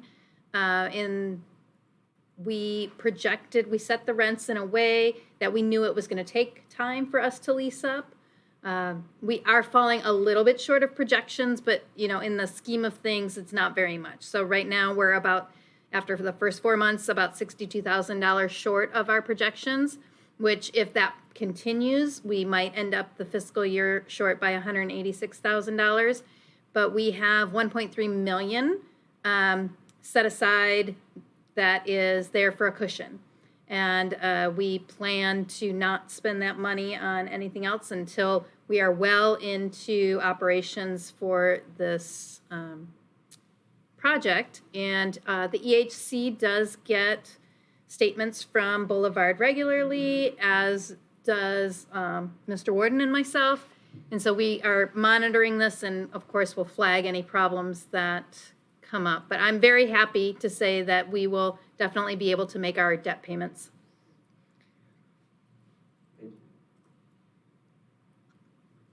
Pet breakdown, just a fun little slide for you. Do you have any pictures? I don't. I should have taken some. But we have 44 units that have at least one pet, and then 8 of those have at least 2 pets. So. I want breakdown by pet type. That was a fun one. So 705 in the news. When we moved in our first group of staff members the weekend of April 30th, May 1st, we anticipated some media attention. I don't think we realized the nationwide media attention we would receive and continue to receive on this project. I'm just going to review a few of the big major syndicates that have picked up our story, if you will. So San Francisco Chronicle, they actually this past weekend ran their 3rd feature on our staff housing, which was exciting.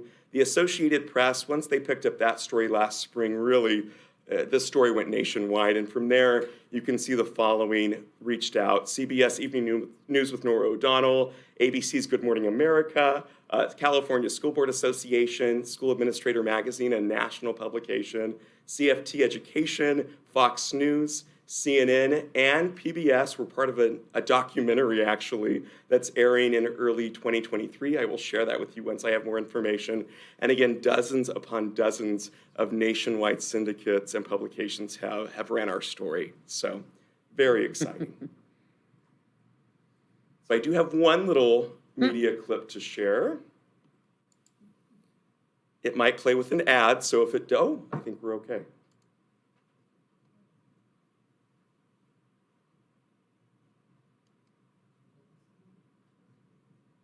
Oh, there's the ad, so I There it apologize. is. Okay. Oh, no.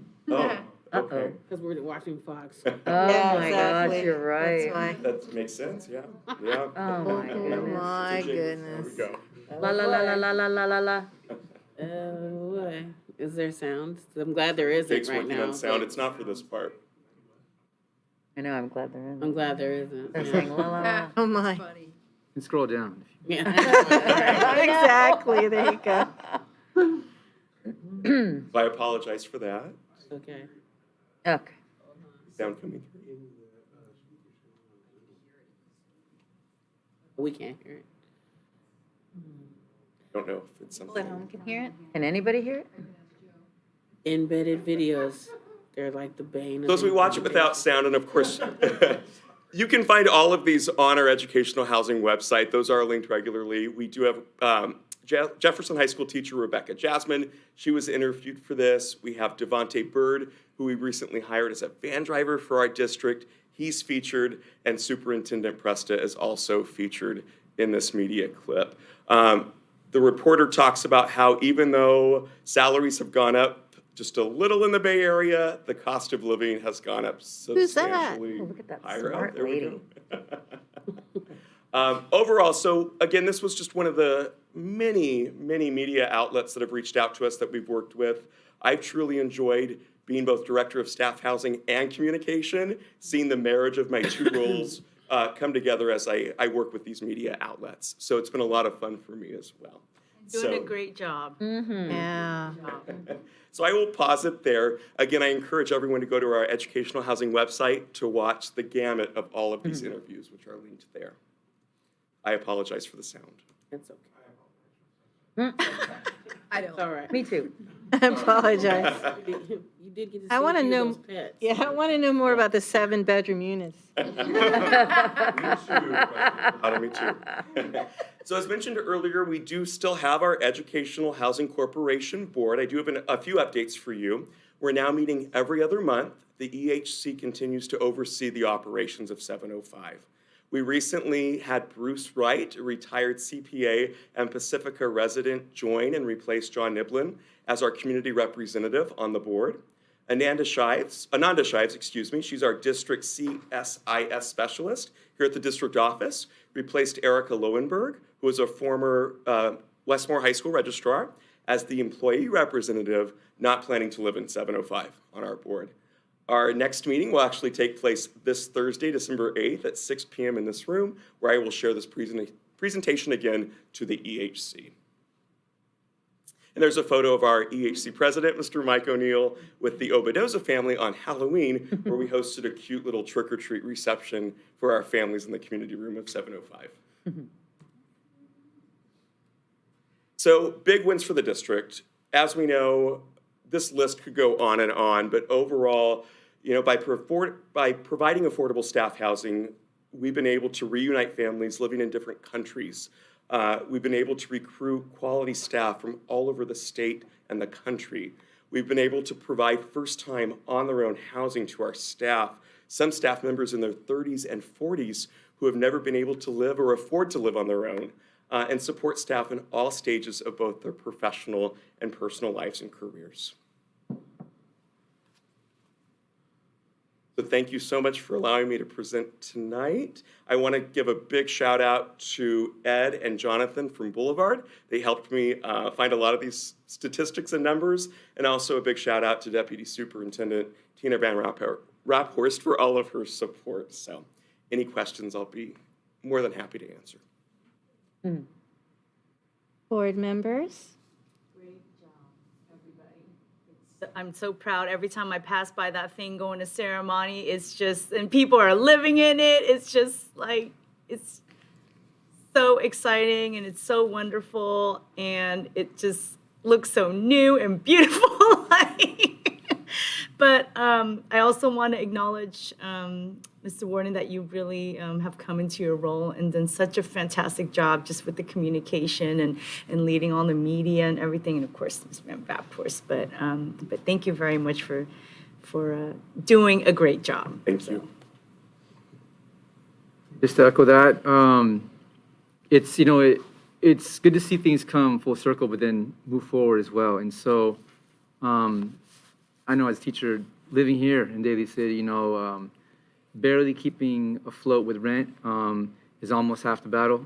And with a lot of discussions with, you know, friends and colleagues over the years, trying to remain, I guess, not just afloat, but be able to build, you know. Looking at the financial breakdowns, not just for our district, obviously, but for our families living here. We have a good range of incomes for those who I'm sure, because I'm in that range as well, like they're able to not only afford rent, but to be able to begin to save. And so with the timelines that we're looking at, I hope we can extend a timeline for many of the people who would like to live, you know, with, you know, our district here at 705 moving forward. And when we first started talking about this, workforce housing has always been kind of a dream in San Francisco to get started.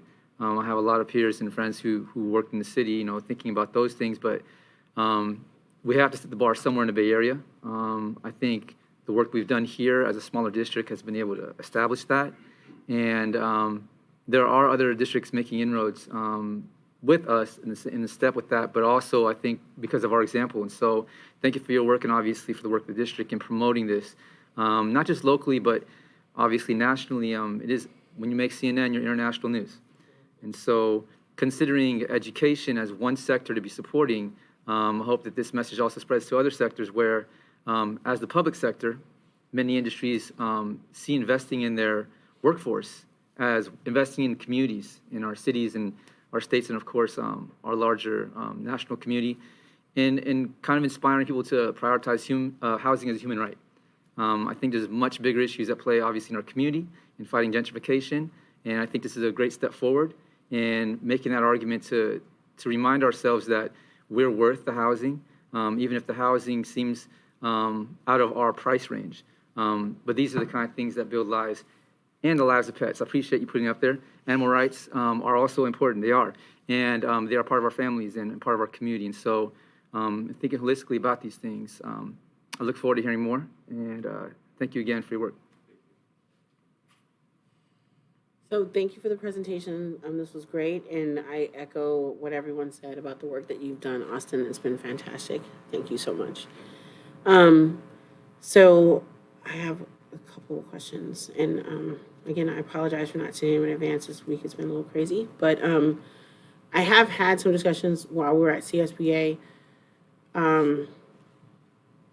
The thing that stuck with me at CSBA is that, you know, at the talk that we gave to the public, and then we were invited to a private meeting with just a couple districts, all these districts coming up are getting a lot of help on how to do this. So we are like ahead of the curve. So we didn't get any help in doing this and trying to figure this out. And now we're kind of in the next stage where we have become the poster child, pretty much, of workforce housing, and are in this new stage where we are still not getting any help or assistance. So that makes me nervous, you know, because there's no other, the feel-good stories are great. The tear-down stories are also just as popular, you know. So if we make a mistake, it can reverberate throughout the whole state and the nation on whether or not this was a good idea. So the focus on the next steps once we get, because we're still in the honeymoon phase, once we move past the honeymoon phase is kind of where I'm at right now. And that this is not the solution to the problem of Bay Area housing, right? This is a temporary help. But what happens at the end of the temporary? And so we have, right now, we have 5 years. We may have more, but right now we have 5 years to think about that. And so getting started thinking about that, and also getting more conversation on like what role does the full board have in that conversation versus the EHC. You know, I'm still confused about who, you know, so do we have the discussion here that gives you guys a guidance to go to EHC, or should we even be talking about this stuff here because we don't want any of the discussion to happen here? So first figuring that part of the dynamic out. And the other thing I would love to do is to have another meeting with the community college board, and we could have another joint session, because they are at the point, you know, and also having a conversation with Santa Clara Unified. Because while we can talk to the community college district, their employee staffing and how their staff moves is drastically different from a K-12. So I welcome their guidance, but I also would like to talk to a K-12 about what happened when you got to the 5, 7, whatever, 10. Are they there yet? And how, you know, and any other issues that may have come up, because again, it was hugely impactful for us, even though we didn't have the plethora of information that we are now providing for free to all the other school districts. Even getting the information from the community college district and their guidance saved us a whole lot of money, and helped us avoid a lot of pitfalls. So being able to start that work sooner rather than later is one major focus of mine, and what I would like us to focus.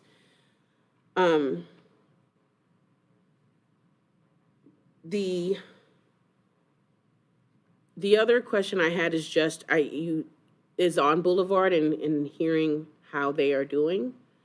So I'll just let you. So they've had some staffing issues as well, and that's just the current climate of where we're at.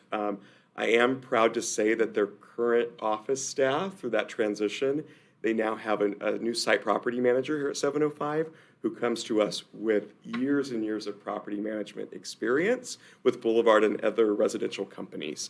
And so it's been nice to see his taking the helm of that and to see his expertise now coming into that day-to-day routine through Boulevard. So really excited about where Boulevard is going.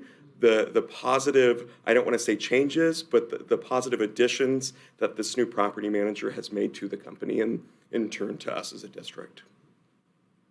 And then the other questions that I had were on the financial breakdowns, and thank you for this, Tina. This was helped me put this all in perspective. So yeah, I'm not too worried about the open.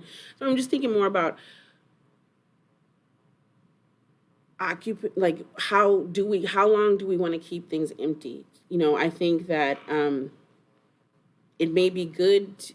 I know we have 12, and then next year maybe like 3 or 4. Like, I think we may be good to just go ahead keeping it empty for new hire. Yeah, Okay. so that's definitely something that's on the agenda for the EHC to start discussing. Okay. We've talked about that already, and Andy, and Rosie, you could probably speak to it also. I think our goal is to at least wait a year before we decide whether we want to hit that safety net, which is to allow our feeder districts to participate. But we always want to be able to recruit. Yeah. And so we want to make sure that there are vacancies at hiring time. And I don't think we'll be able to know what kind of movement we're having and to know how hard it is to fill the apartments for at least a year, maybe 2. As the people who are not interested in the housing right now that are our current employees, as their life situations change, Right. they may become interested. And we're seeing that every day. So, yeah, because we have a cushion, my advice is to let it ride for at least a year or 2. And I would agree with that. And I think going back to your first question about the separation between us and the EHC, I've been thinking a bit about that more. And I think part of it is the fact that we have to look at it as another 2x2 from our perspective as a board, as a board subcommittee, at least that's how I look at it, where at least a vision comes from the school board on what we would like to see, and we bring it back to the EHC as something to push the EHC forward. I mean, in my mind, I think we have less than 5 years to come up with a plan. I think we have like the next 12 months to come up with a plan so that we can encourage people to start saving and figure out what a potential exit strategy at the end of year 5 or year 7 could potentially look like, because we do want them to be able to move on to whatever the next thing might be. You know, granted, some people might have a shorter time span because their life changes, you know, whether it's the addition of a partner and their income goes up by substantially and they have to move elsewhere. So those are the sorts of things that we can't plan for. Right.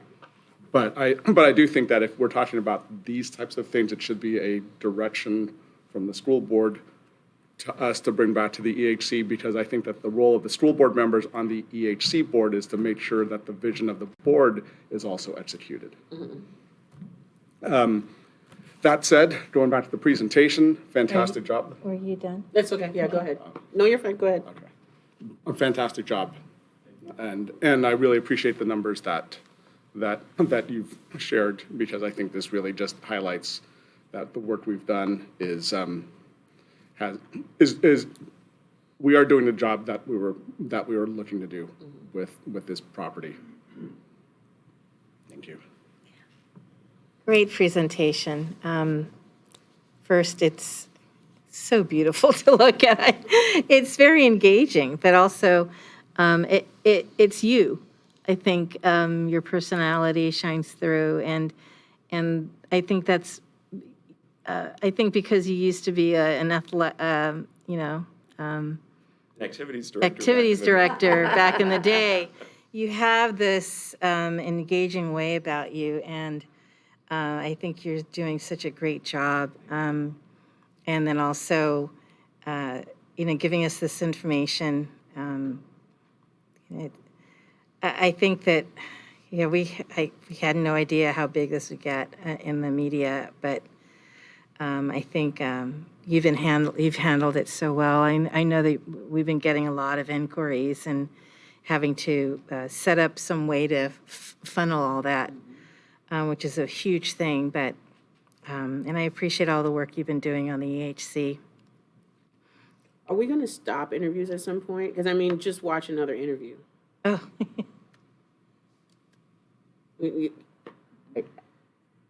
I don't have a question. I don't have an answer for that. Oh, okay. I mean, you're asking me directly if we're going to stop doing I'm just interviews? asking, like, I at don't some know. point, are we going to cut? I mean, if you want information, like, there's Yeah. tons of interviews, like, so people could just be at home. Yeah, so I wasn't prepared for that question. no worries, yeah. I don't know if there's an answer, but I will also share with you, are you done? Because I don't want to jump over you.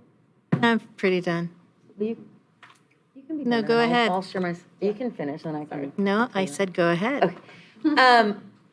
So, I will say, I thank you. That was a fabulous presentation, and I concur. I think you know that I try to tell you every day how grateful I am for you.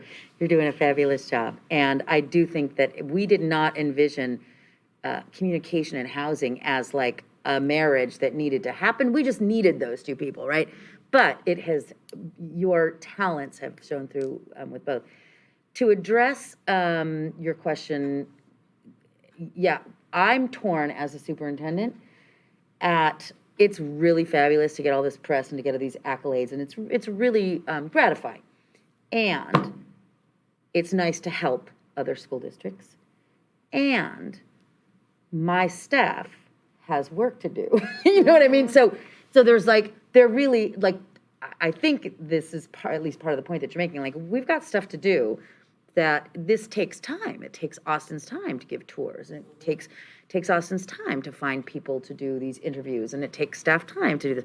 So yeah, I mean, I certainly haven't made that decision. I think we should talk about that though, because I'm trying to make sure that people are able to do their jobs, right? Because they have to do their jobs no matter what. Mm-hmm. And so it definitely, that's a very valid question. And I certainly don't have the answer.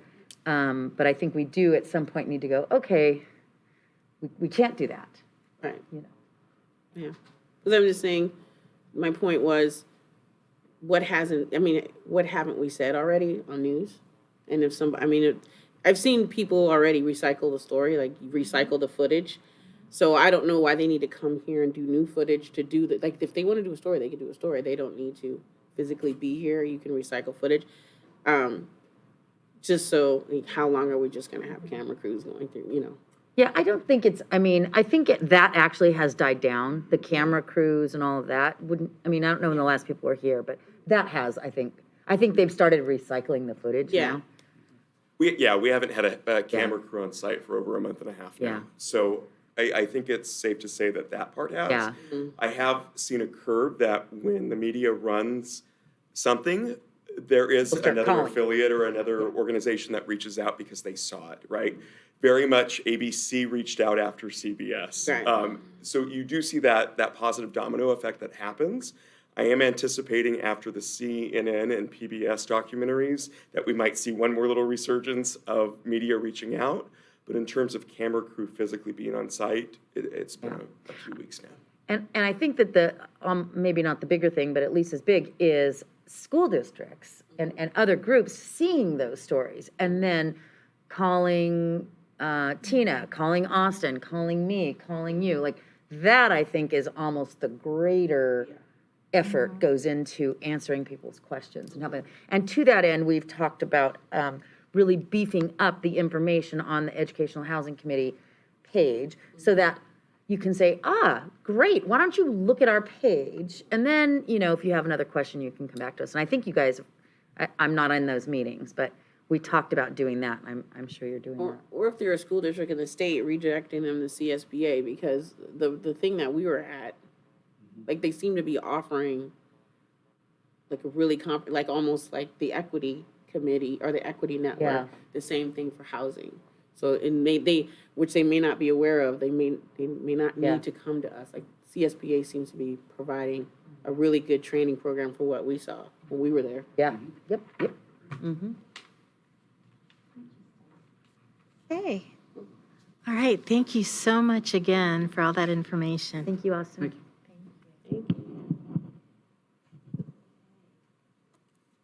Of our action items, Human Resources Resolution 2022-23/9, the 180-day wait period exception for PERS retirees. Ms. Lujan. Evening, everyone. The resolution before you this evening is a resolution to waive the 180-day waiting period for a recent PERS retiree who we would like to bring back for extra help with the backlog project that we just have not had the capacity to get to. And so passing this resolution would allow us to bring them back sooner than the 180 days, which won't come till about May. And I welcome any questions. Any questions? We have a motion? Move to approve Resolution 2022-2023/9. And a second from Ms. Ingarrett. All in favor? Aye. Thank you. And consideration of future agenda items? So I don't know what we're planning or what the agenda will be for the work study that we have coming up, but it would be nice to have some time to discuss, if not there, maybe on the regular agenda, things that we want to talk about that we learned at CSBA. Mm-hmm. Because Andy, Rosie, and I, which, we go to and then we can't talk about it because of violation of Brown Act, the three of us went to and then can't discuss it, is the Campbell, we went to the equity discussion from Campbell Unified, and it was phenomenal. It was just really impressive. And so I would love to discuss what we learned there and talk about maybe how we can bring some of that here. Yeah, we can add that. I know that Jefferson Elementary, typically after CSBA, each board member during subsequent meetings shares something they've learned. So perhaps we can do that. Okay. I haven't discussed it with you guys, but I know that I attended an equity session with two of the incoming board members. We all kind of randomly chose the same equity session, which I thought was pretty great. But there was a lot of stuff that we learned there as well. But yeah, so let's talk about the best way to do that. But I agree, having a way to share what we've learned. Okay, because that's our PD. Mr. Ochapinti? Yeah, district elections should be on the agenda. Obviously, I won't be here.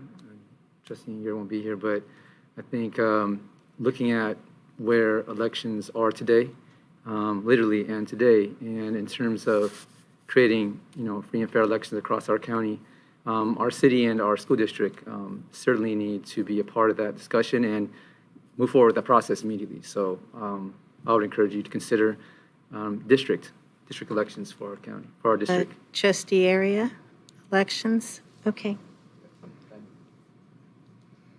All right.